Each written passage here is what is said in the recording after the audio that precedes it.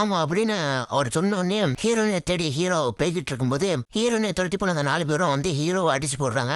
அப்ப அவங்க கூட சண்டை போட்டுட்டு இருக்கும்போது ஹீரோ கூட வந்து அவங்க மாமா வந்து ஹீரோயினை தேடி அப்படியே போனாங்க. போகும்போது ஹீரோயினி கற்பழிக்கப்பட்டு கீழே கிடக்குறாங்க. அதை பார்த்து அவங்க மாமா டேய் கதிர் ஹீரோயின் இங்க தாண்டா இருக்கான்னு சொல்லி கூப்பிடுறாரு. அப்போ ஹீரோ வந்து அவங்க அடிச்சு போட்டு வந்து ஹீரோயினை தூக்குறாரு.